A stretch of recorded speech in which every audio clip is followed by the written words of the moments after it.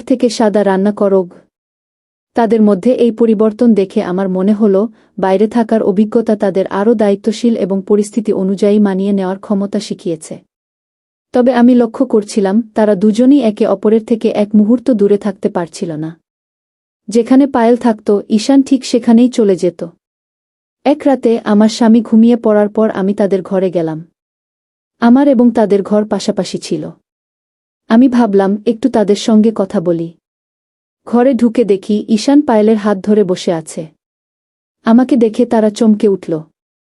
যেন তারা কিছু লুকাচ্ছিল। আমি সেই সময় কিছু বলিনি এবং বিষয়টা এড়িয়ে গেলাম। কিন্তু পরদিন সকালে এমন একটি ঘটনা ঘটল যা আমাকে চিন্তায় ফেলে দিল। সকালের দিকে আমি তাদের ঘরের দিকে গেলাম, দেখলাম বিছানার চাদরটা শুকাতে দেওয়া হয়েছে। এত সকালে কে চাদর ধুতে পারে? কৌতূহলী হয়ে আমি পায়েলকে জিজ্ঞাসা না করেই ঘরের দিকে এগোলাম, দেখি ঘরের দরজা বন্ধ। ঠিক তখনই পেছন থেকে ঈশানের ডাক শুনলাম। মা, নাকি বানিয়েছ? দরজার বাইরে এসে ঈশান আমাকে প্রশ্ন করল। আমি তাকে জিজ্ঞাসা করলাম, তোমাদের ঘরের চাদর এত সকালে কে ধুয়েছে, কেন ধুয়েছে? আমার প্রশ্ন শুনে ঈশান একটু অস্বস্তিতে পড়ল, তার চোখ বারবার পায়েল ওর দিকে যাচ্ছিল। তখন পায়েল সামনে এসে বলল, মা, চাদরটা আমি ধুয়েছি। ওটাতে ধুলা জমেছিল, তাই বারবার হাঁচি আসছিল, এজন্য সকালে ধুয়ে নিয়েছি। আমি বললাম, তোমাদের আসার আগে আমি সবকিছু পরিষ্কার করেছিলাম, চাদরে ধুলা আসবে কিভাবে? আমার প্রশ্ন শুনে পায়েল একটু বিড়ম্বনায় পড়ল, তার মুখের অভিব্যক্তি বলে দিচ্ছিল সে কিছু লুকাচ্ছে। তখন ঈশান বলল, মা, আমার খুব খিদে পেয়ে গেছে, তুমি কি চাদর নিয়ে কথা বলছ? আর আমি খেতে পাচ্ছি না, তুমি কি খাবার দেবে নাকি আমাকে বাইরে গিয়ে খেতে হবে? একথা শুনে আমি আলোচনা বন্ধ করে রান্নাঘরে নাস্তা বানাতে চলে গেলাম। পরে কাজের ব্যস্ততায় বিশ্বাসটি ভুলে গেলাম। কিছুদিন ধরে লক্ষ্য করছিলাম আমার দুই সন্তানের আচরণে বেশ পরিবর্তন এসেছে। পায়েল যে আগে আমার সঙ্গে অনেক গল্প করত, এখন বেশিরভাগ সময় নিজের ঘরেই থাকে। সে আমার সামনে বেশিক্ষণ থাকতে চায় না। সেদিন সন্ধ্যায় খাবার খাওয়ার সময় পায়েল হঠাৎ শরীর খারাপ হয়ে গেল। খাওয়া শুরু করতেই সে থালার দিকে তাকিয়ে রইল এবং কিছুক্ষণের মধ্যেই বমি ভাব শুরু হল। দ্রুত বাথরুমের দিকে ছুটল, আর ঈশানও তার পেছনে গেল। আমি হতবাক হয়ে গেলাম, বুঝতে পারছিলাম না হঠাৎ কি হল। আমিও বাথরুমের কাছে গেলাম, তখন ঈশান পায়েলকে কাঁধে ভর দিয়ে বাইরে নিয়ে আসছিল। ঈশানের পায়েলকে ধরে রাখার ভঙ্গি আমার কাছে কিছুটা অস্বাভাবিক লাগল। তার এক হাত ছিল পায়েল ওর কাঁধে এবং আরেকটি ছিল তার কোমলে। এটি দেখে আমার মনে অদ্ভুত অনুভূতি হল। তারা এমন আচরণ কেন করছে? আমার মনে বিভিন্ন প্রশ্নে ভরে যেতে থাকল। আমার মন তখনও অস্থির ছিল, তবে কিছু বললাম না। পায়েলকে আরাম দেওয়ার জন্য আমি নিজেই তার পাশে গিয়ে তাকে হাত ধরে ঘরে নিয়ে এলাম। তারপর তাকে এক গ্লাস পানি দিলাম এবং জিজ্ঞাসা করলাম, তোমার হঠাৎ এমন বমি ভাব হলো কেন? খাওয়া শুরুর আগেই তো বমি লাগছে। আমার প্রশ্নের উত্তর ঈশান দিল, মা, পায়েল ঘরে বসে তেলমসলা দেওয়ার চিপস খেয়েছে, তাই এখন তার এমন লাগছে। পায়েলও ঈশানের কথা সমর্থন করে বলল, হ্যাঁ মা, আমি চিপস খেয়েছি, এখন থেকে আর এমন করব না। আমি জিজ্ঞাসা করলাম, এখন কেমন লাগছে? একটু খেয়ে নাও, তারপর বিশ্রাম করো। পায়েল বলল, মা, আমি অনেক চিপস খেয়ে ফেলেছি, এখন আর খেতে ইচ্ছে করছে না, আমি ঘুমাতে যাচ্ছি, তোমরা খেয়ে নাও। এটা বলেই পায়েলও তার ঘরে চলে গেল। তা না খেয়ে ঘুমাতে যাওয়াটা আমাকে বেশ অস্বস্তিতে ফেল। রাতের খাবার শেষে আমি তার জন্য এক গ্লাস দুধ নিয়ে গেলাম। রাত তখন প্রায় 9টা। দেখলাম তারা দুজনেই ঘরের দরজা বন্ধ করে দিয়েছে। আমি দরজায় টোকা দিতেই ঈশান দরজা খুল। ঘরের ভেতরে তাকিয়ে দেখি পায়েল ঘুমিয়ে আছে এবং ঈশান তখনও জেগে আছে। পায়েলকে গভীর ঘুমে দেখে আমি তাকে আর ডাকলাম না। দুধ রেখে আমি ফিরে আসতে চাইলাম, কিন্তু বেরোনোর সময় আমার শাড়ির আঁচল দরজার খুঁটিতে আটকে গেল। যখন সেটা খুলতে চেষ্টা করছিলাম, তখন ভেতর থেকে পায়েলের গলার শব্দ পেলাম। সে ঈশানকে বলছিল, ভাই, মা কি চলে গেল? তার কথায় বোঝা গেল সে ঘুমানোর ভান করছিল। এই কথা শুনে আমি আবার দরজায় নক করলাম। ঈশান দরজা খুলে জিজ্ঞাসা করল, মা, আবার কি হলো? আমি সোজা জিজ্ঞাসা করলাম, তোমাদের মধ্যে কি চলছে? পায়েল কেন ঘুমানোর ভান করছিল? পায়েল তখন উঠল এবং বলল, মা, আমি ভেবেছিলাম তুমি কিছু খাওয়ার জন্য নিয়ে এসেছ, আমি তো খেতে চাইনি, তাই ঘুমানোর ভান করছিলাম। তাদের এমন আচরণে আমার সন্দেহ আরও বাড়ল। আমি ঈশানকে বললাম, আজ রাত তুমি তোমার বাবার সঙ্গে আমার ঘরে শুয়ে পড়ো, আমি পায়েলের সঙ্গে থাকব। এই কথা শুনে ঈশান বলল, মা, আমি এই ঘর ছেড়ে কোথাও যাব না। পায়েল বলল, মা, আমি ভাইয়ের সঙ্গেই থাকব, ও না থাকলে আমার ঘুম আসে না। ওরা আমার কথা কিছুতেই শুনতে চাইছিল না। অবশেষে আমি বললাম, ঠিক আছে, তোমরা একই ঘরে থাকতে পারো, তবে আজ থেকে দরজা বন্ধ করবে না। ওরা বাধ্য হয়ে আমার কথা মেনে নিল। পরের দিন সকালে আমার বড় দিদি বাড়ি এলেন। তার আগমনে সবাই খুশি হয়ে গেল। দিদি বললেন, আমি বিশেষ করে তোমাদের সঙ্গে সময় কাটাতে এসেছি। কথাবার্তার মাঝে দিদি পায়েল ওর বিয়ের প্রসঙ্গ তুললেন। তিনি বললেন, আমাদের পায়েল এখন বিয়ের উপযুক্ত হয়ে গেছে। আমার বড় দিদি বললেন, পায়েল এখন বড় হয়েছে, ওর বিয়ের কথা ভাবা উচিত। কথার মাঝেই তিনি নিজের সঙ্গে আনা কয়েকজন ছেলের ছবি বের করলেন। দিদি যখন পায়েলকে ছবিগুলো দিলেন, তখন ঈশান তাড়াতাড়ি ছবিগুলো নিজের হাতে নিয়ে নিল। ঈশান বলল, মাসি, এই ছেলেগুলো পায়েল ওর জন্য একদম ঠিক নয়। ওর জন্য এমন একজন হতে হবে যিনি আমার মতো স্মার্ট এবং সুন্দর। আপনি কেমন করে এমন বয়সী ছেলেগুলোর ছবি আনলেন? আমার দিদি ছিলেন কঠোর স্বভাবের এবং মজা একদম পছন্দ করতেন না। তখন ঈশান মজা করছিল না নাকি সিরিয়াস ছিল সেটা বোঝা কঠিন ছিল। কিন্তু তার কথা শুনে দিদি রেগে গেলেন। তিনি বললেন, তোমার বোঝার দরকার নেই, এই ছেলেরা মাত্র 5 বছরের বড়, স্বামী স্ত্রীর বয়সের এতটুকু পার্থক্য তো থাকতেই পারে। ঈশান জবাব দিল, 5 বছরের নয়, স্বামী স্ত্রীর বয়সের পার্থক্য 3 বছরের বেশি হওয়া উচিত নয়। আমি নিজেই এমন একজন খুঁজে দেব যে পায়েলের জন্য একদম উপযুক্ত হবে। ঈশানের এই কথাগুলো আমার কাছেও অদ্ভুত লাগল। সেখানে পায়েলের বিয়ের কথা হচ্ছিল এবং সে নিজেকে পাত্রের সঙ্গে তুলনা করছিল। তাই আমি তাকে কিছু না বলে বললাম, তুমি এখন তোমার ঘরে যাও। ঈশান রুমে চলে যেতেই পায়েল তার পেছনে চলে গেল। যখন ওরা দুজন রুমে চলে গেল, তখন আমার বড় দিদি, আমার বোন, আমাকে বলল, অর্পিতা, এই কথাটি আমি তোমাকে 2 বছর আগেও বলেছিলাম।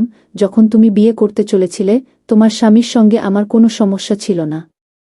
কিন্তু তার সৎ ছেলেকে গ্রহণ করা আমার কখনোই ঠিক মনে হয়নি। তুমি যদি 2 মেয়ের বাবা এমন একজনের সঙ্গে বিয়ে করতে, তবে সেটাও ঠিক থাকত, কিন্তু তুমি সৎ ছেলেকেও গ্রহণ করলে, যা আমার কাছে কখনোই গ্রহণযোগ্য ছিল না। এখন যেভাবে বাড়ির পরিস্থিতি দেখছি, সেটাও ঠিক মনে হচ্ছে না। তার আচরণে কিছু একটা সমস্যা রয়েছে। আমি আমার বড় বোনকে বললাম, দিদি, তুমি এসব কি বলছো? দিদি বলল, আমি জানি আমার কথা তোমার খারাপ লাগবে, কিন্তু আমি সবসময় সত্য বলি। আমি তোমার ছেলে মেয়েদের উপর একটুও ভরসা করতে পারি না, আর তোমাকেও করতে বলবো না। আমি পায়েলকে জানি, কিন্তু তোমার সৎ ছেলেকে তুমি এখনো পুরোপুরি বুঝতে পারোনি। তুমি তাদের দুজনকে একসঙ্গে শহরে পাঠিয়েছ, এটা তোমার সবচেয়ে বড় ভুল। এখন তারা বড় হয়ে গেছে। তুমি কি জানো, শহরে ভাইবোন বন্ধুর মতো থাকে, কিন্তু সম্পর্ক বন্ধুত্বের চেয়েও এগিয়ে যেতে পারে? তুমি কি কখনো তাদের ফ্ল্যাটে গিয়েছ? না, যাওনি। আমি শুধু চাই তাদের সম্পর্কে এমন কিছু না ঘটুক যা আমাদের পরিবারের জন্য লজ্জার কারণ হয়ে দাঁড়ায়। দিদির কথা তিক্ত ছিল, কিন্তু এখন আমিও ঈশান আর পায়েলের আচরণ নিয়ে সন্দেহ করতে শুরু করেছি। কিছুদিন ধরে বাড়িতে একটা অদ্ভুত পরিবেশ তৈরি হয়েছিল। ঈশান আর পায়েল একে অপরের কাছ থেকে এক মুহূর্তের জন্য আলাদা হতো না। পায়েল যেন আমাকে এড়িয়ে চলছিল। সেই রাতে আমার দিদি বাড়িতে ছিলেন, তাই আমি তার সঙ্গে হোলঘরে ঘুমিয়েছিলাম। দিদির কথাগুলো সারারাত আমার মনের শান্তি কেড়ে নিয়েছিল। রাত প্রায় 2টা নাগাদ যখন আমার ঘুম ভাঙল এবং আমি পাশ ফিরলাম, তখন লক্ষ্য করলাম বাচ্চাদের ঘরের লাইট এখনো জ্বলছে। বিষয়টি দেখে আমি কৌতূহলী হয়ে তাদের ঘরের দিকে এগিয়ে গেলাম। ঘরের বাইরে পৌঁছানোর পর আমি পায়েলের গলা শুনতে পেলাম। সে বলছিল, দাদা, তাড়াতাড়ি লাইট বন্ধ করো, মা যদি আমাদের ঘরের দিকে তাকায়, তাহলে সবকিছু ফাঁস হয়ে যাবে। এই কথা শুনে আমি দরজায় ফাঁক দিয়ে উকি দিলাম। দেখলাম ঈশান পায়েলের কাঁধে হাত রেখে তাকে বিছানার দিকে নিয়ে যাচ্ছে। পায়েলের হাঁটার ভঙ্গিমাও যেন একটু অস্বাভাবিক লাগছিল। ঠিক কি ঘটছিল তা বোঝা আমার পক্ষে তখন সম্ভব ছিল না।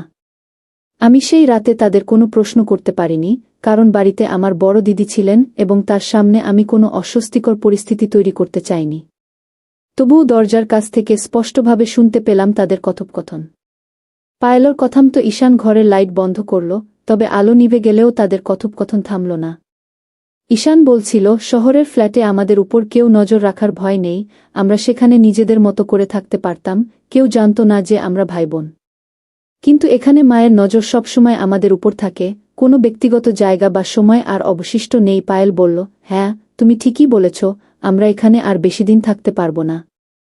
যদি আমাদের কিছু কথা মায়ের কানে পৌঁছে যায়, তাহলে সব শেষ হয়ে যাবে। মা বারবার আমাকে ডেকে কথা বলার চেষ্টা করছে, আমি যদি তার সামনে বেশি সময় থাকি, তবে তিনি হয়তো সবকিছু বুঝে ফেলবেন।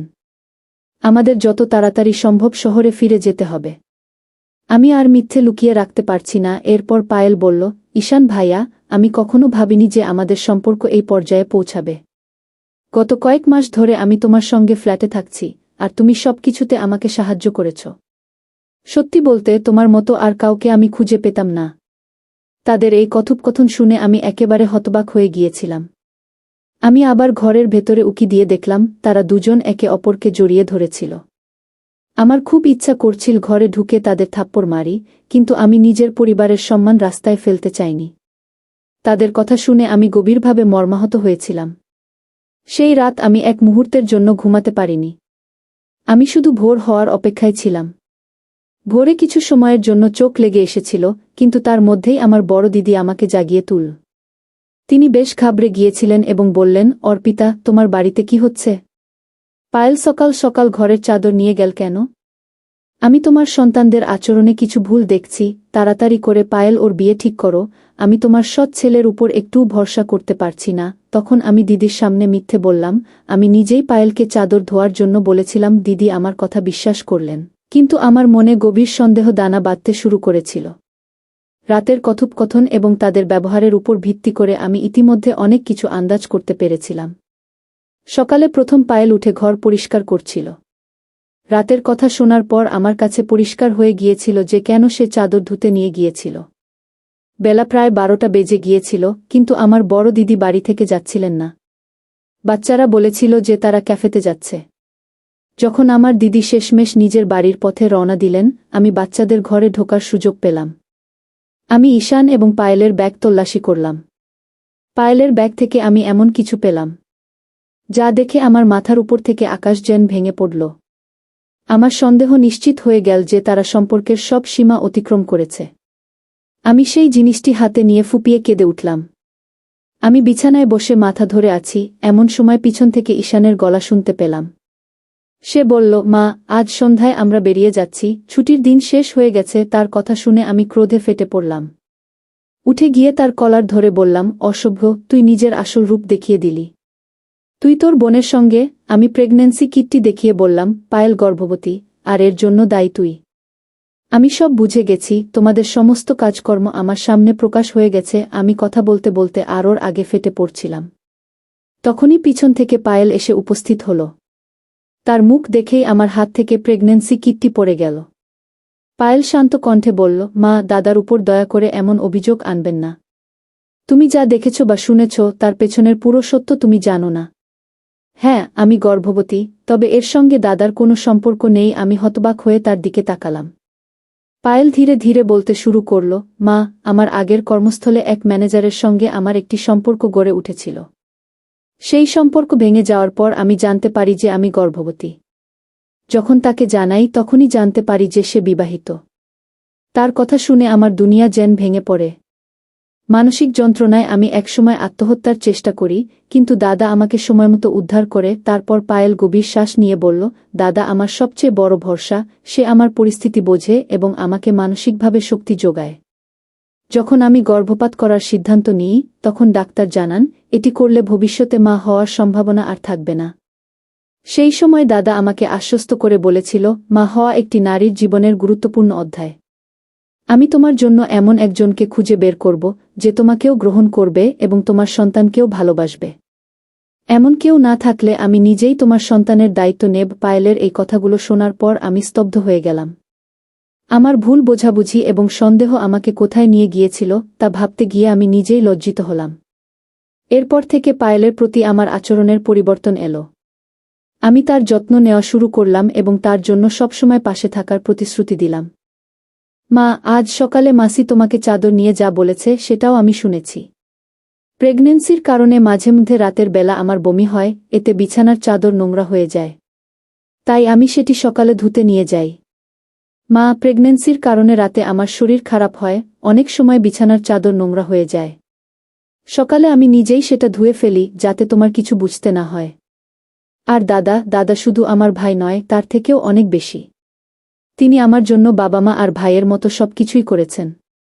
মা, দয়া করে তার উপর এমন কোনো অভিযোগ আনবেন না যা তিনি কখনোই করেননি। পায়েলের মুখ থেকে এই কথাগুলো শুনে আমার নিজের চিন্তা ভাবনা নিয়ে খুবই লজ্জা হল। আমি এতদিন ঈশানকে সৎ সন্তান বলে মনে করেছি, কিন্তু সে তার বোনের প্রতি সৎ ভাইয়ের চেয়েও বেশি ভালোবাসা এবং সম্মান দেখিয়েছে। সে এমন এক পরিস্থিতি খুবই বিচক্ষণতার সঙ্গে সামলেছে, যেখানে না আমার কিছু জানতে হয়েছে, না কোনো সমস্যা সৃষ্টি হয়েছে। আমি ঈশানের কাছে ক্ষমা চাইলাম এবং পায়েলের ভুলের জন্য তাকেও মাফ করে দিলাম। এরপর থেকে আমি নিজে পায়েলের যত্ন নিতে শুরু করলাম। ঈশান তার দেওয়া প্রতিশ্রুতি রেখেছে। সে এমন একজন মানুষের সঙ্গে পায়েলের বিয়ের ব্যবস্থা করল, যে শুধু পায়েলকে নয়, তার সন্তানকেও স্বীকার করে নিল। এভাবে ঈশান শুধু একজন ভাইয়ের দায়িত্ব পালন করেনি, বরং পরিবারের প্রধান হিসেবেও তার কর্তব্য সম্পন্ন করেছে। গল্পের মূল চরিত্র প্রথমে যে ঘটনাটি দেখেছিল এবং তার ভিত্তিতে যে সিদ্ধান্ত নিয়েছিল, তা ছিল সম্পূর্ণ ভুল বোঝাবুঝির ফল। এটি আমাদের শেখায়, কোনো বিষয়কে বাইরে থেকে দেখে সিদ্ধান্ত নেওয়া অনুচিত। কখনো কখনো পরিস্থিতি যা মনে হয় তা আসলে সেভাবে ঘটে না। সন্দেহের ভিত্তিতে কাজ করার আগে পুরো সত্য জানা প্রয়োজন। সন্দেহ সম্পর্ক এবং পারিবারিক বন্ধনকে ধ্বংস করতে পারে, তাই ধৈর্য এবং যুক্তির মাধ্যমে পরিস্থিতি বোঝা উচিত। ঈশানের চরিত্রটি দেখায় যে পরিবারের দায়িত্ববোধ এবং আত্মত্যাগ কেমন হওয়া উচিত। সে তার বোনকে সমর্থন করেছে, তার সমস্যাগুলো বোঝার চেষ্টা করেছে এবং সর্বোপরি একটি সমাধান খুঁজে বের করেছে। গল্পে পায়েলের মা প্রথমে ঈশানের প্রতি ভুল ধারণা পোষণ করেছিলেন, কিন্তু সত্য জানার পর তিনি নিজের ভুল বুঝতে পেরে তা মেনে নেন এবং ঈশানের কাছে ক্ষমা চান। এটি শিক্ষা দেয় যে ভুল স্বীকার করা একটি শক্তিশালী গুণ। ঈশান পায়েলকে মানসিক সহায়তা প্রদান করে তার জীবনে গুরুত্বপূর্ণ ভূমিকা পালন করেছে। এটি দেখায়, বিপদের সময় একজন সঠিক মানুষ পাশে থাকলে পরিস্থিতি অনেক সহজ হয়ে যায়। বন্ধুরা, এই ছিল আজকের গল্প। বন্ধুরা, যদি এই গল্পটি ভালো লেগে থাকে, তাহলে দয়া করে ভিডিওটি লাইক করুন এবং আমাদের চ্যানেলটি সাবস্ক্রাইব করুন। ধন্যবাদ, দেখা হবে আমাদের পরবর্তী ভিডিওতে।